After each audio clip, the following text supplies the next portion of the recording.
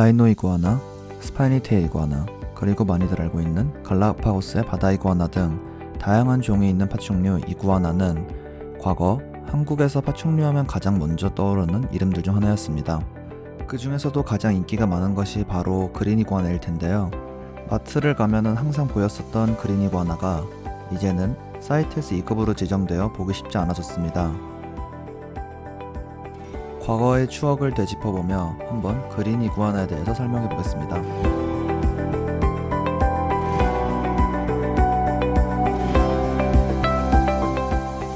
그냥 이구아나라고도 많이 불리는 그린 이구아나는 거대한 교목성 파충류로 그 서식 범위는 광범위합니다.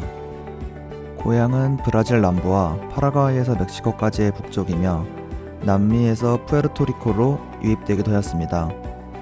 나무의 닭이라고 불릴 정도로 쉽게 발견되는 종이며 미국 플로리다 남부, 하와이, 리오그란데 밸리에서도 야생개체가 상당수 발견됩니다. 이구아나는 1758년 스웨덴 식물학자 칼 폰 린네에 의해 공식적으로 처음 기술되었습니다. 그 이후로 수많은 아종이 발견되었지만 나중에는 그것이 모두 동일한 종의 지역 변종, 즉 모프로 분류되었습니다. 참고로 이구아나라는 이름은 캐리비안 원주민인 타이노가 부르는 이구아나의 이름을 스페인어로 변화시킨 이와나에서 파생되었습니다.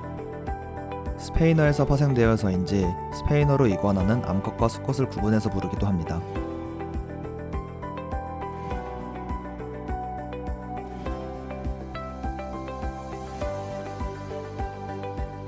그린 이구아나는 이구아나과에서 가장 큰 종으로 추정됩니다.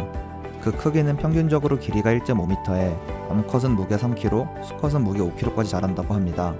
다만 야생에서는 길이가 2m 이상이고 8kg 정도의 무게를 가지는 경우도 있다고 합니다. 수컷의 경우 허벅지 하부에 고도로 발달한 대퇴공이 있는데 여기서 암컷을 유혹하는 향을 내뿜습니다. 암컷의 경우에도 대퇴공이 있기는 하지만 그 크기는 수컷에 비해 매우 작습니다.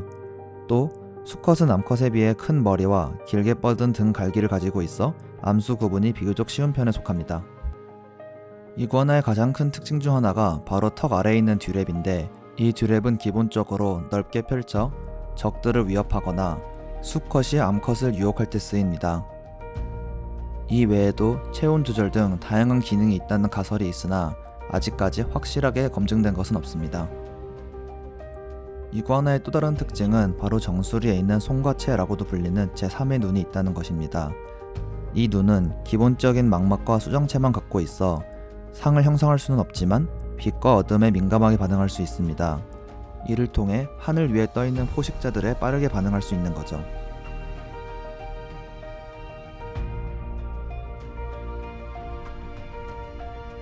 이구아나는 초식동물로 널리 알려져 있습니다. 그러나 초식의 비중이 높을 뿐 육식을 하기도 하는 종입니다.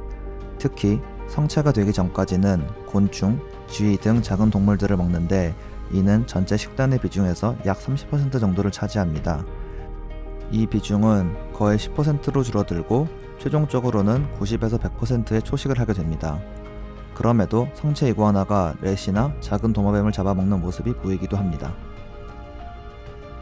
가정 내에서 사육하는 경우에는 애호박, 치커리 등 채소를 주식으로 삼습니다.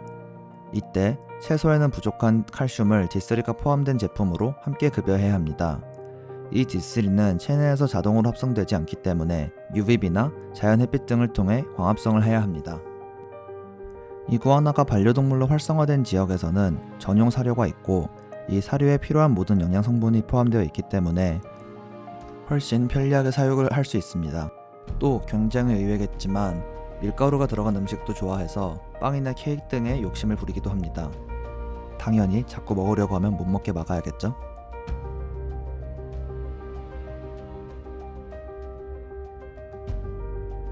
미국 플로리다주에서는 유해동물로 지정되어 오히려 사냥 캠페인을 열 정도로 개체수가 넘쳐나는 이구아나는 2015년 한국에서는 사이테스 2급이라는 것을 근거로 사육시설 등록종으로 지정되었습니다.